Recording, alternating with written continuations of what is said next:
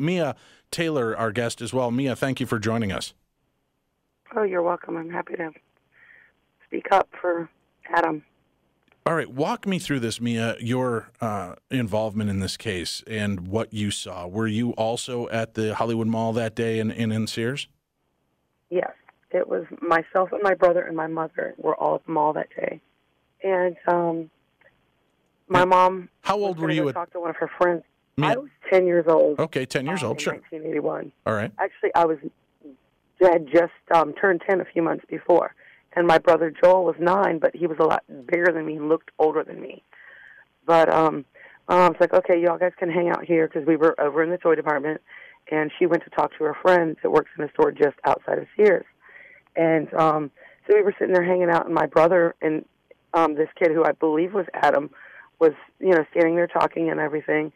And there was some older kids who were, arguing and stuff, and they were basically like, where's your mom? And so I'm like, my mom's right over there. And, my brother and I started walking away. And that's when we saw Jeffrey Dahmer, this man who basically, I didn't know it at the time until back when Willis got a hold of me. He handed me a bunch of pictures. He says, hey, look at these pictures and tell me if you identify any of these people that you saw. And I identified a particular picture. Anyway, back up a little bit.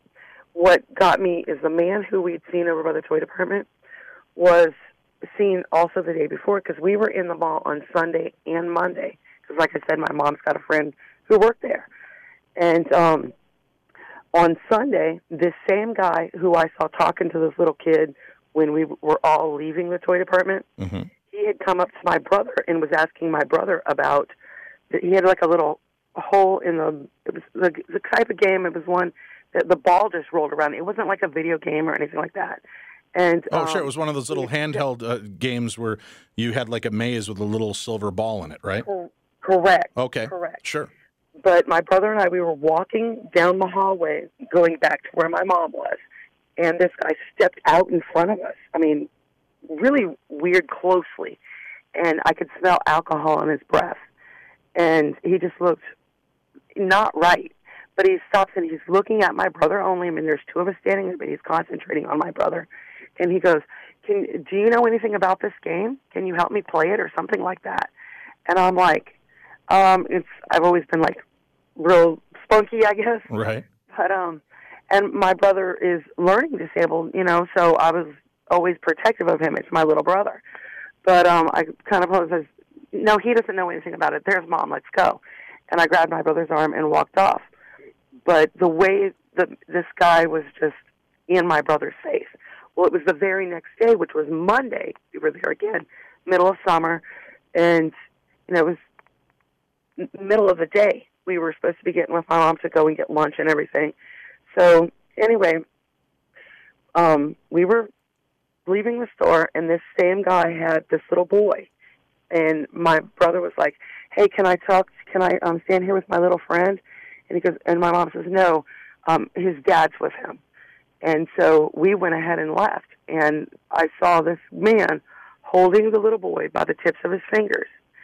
And he's telling him, he goes, you're not my daddy, like something like to that effect. And we left. So we didn't hear about the case because we lived way further south. It was a few days before we heard about the case. But no one ever contacted any of us. Somehow Joe Matthews, as far as I know, they might have talked to my mom. I really don't know. But Joe Matthews, I guess several years ago, had written this book saying that he had talked to my brother and he talked to me and that we had identified a specific person and my brother said certain things or that I said certain things. And I've never talked to Joe Matthews in my life. So that's all I know about all of it. Interesting. And when you looked at these pictures that Willis gave you, did he show you a picture of Jeffrey Dahmer from 1981? He showed me a picture of Jeffrey Dahmer from 1981, and it's not the same picture that the world saw on the news when he was arrested in Wisconsin. He looked nothing like himself. I personally had no idea it was Jeffrey Dahmer. until Willis said, because he'd sent me an array of pictures. And I'm like, this is the guy I saw right there. He had the, scruffy, kind of scruffle on his face, longer hair. And I had said, this is the guy. And he goes, do you know who that is? I said, no, but that's the guy I saw that day. That's who I saw. And as a matter of fact, that oddest tool, his picture was in there. And I'm going, that's definitely not who I saw. Because I had made a statement to my brother he and I were sitting there watching American Most Wanted one night, and they had Adam's case on. And they had pictures of this oddest tool on there, and I'm going, that cannot be that guy, because if that is him, the years have been awful on him, because he had way more hair, and I made a statement to that effect.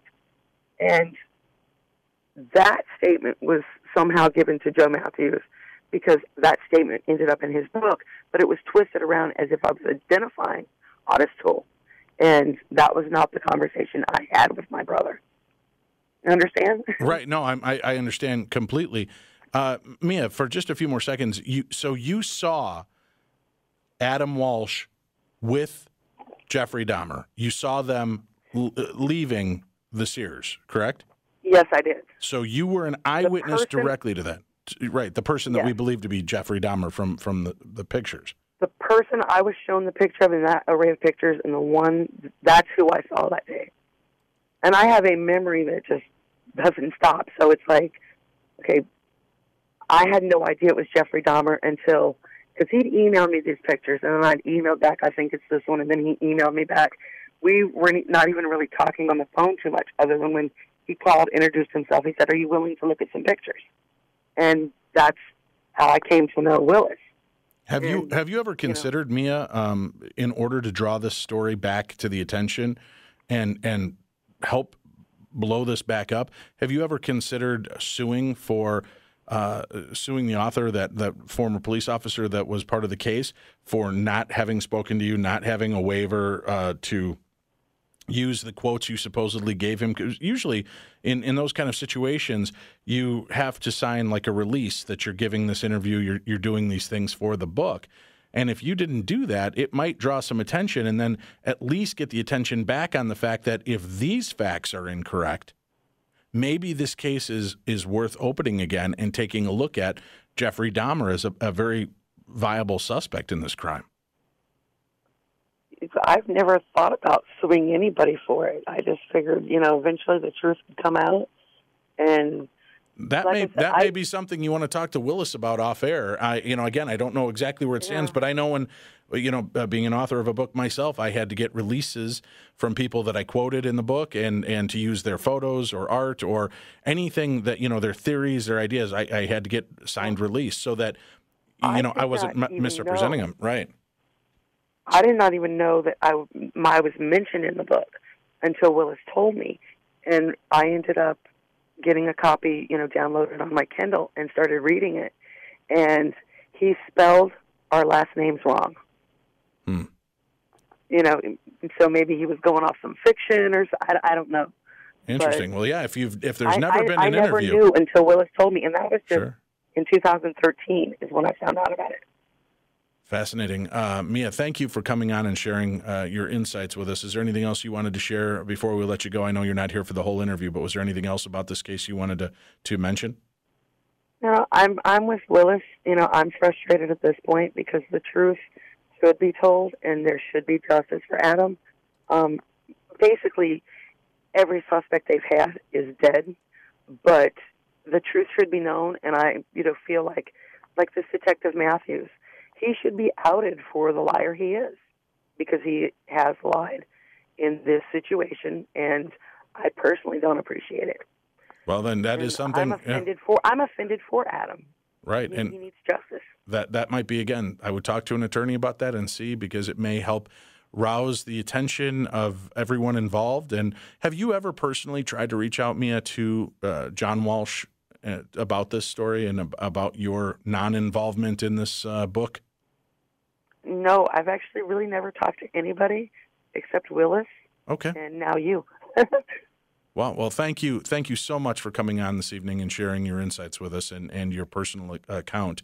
And we appreciate the time. And again, please keep us in the loop if you end up doing something and looking into the legal aspect of this. Again, like I said, not necessarily looking to milk anybody out of money, but by regaining public attention to the fact that if he was misquoting eyewitnesses, that leads us down a different pathway altogether and should be reviewed, I think. So, Mia, good luck with that, and I hope that that might get some doors open again. Yeah, something I might just look into because at this point, like I said, somebody's got to make sure that the truth comes out. Right. All right. Because this guy should not be allowed to walk around lying. We'll let you get flying. Thank you for being a part of the show, Mia.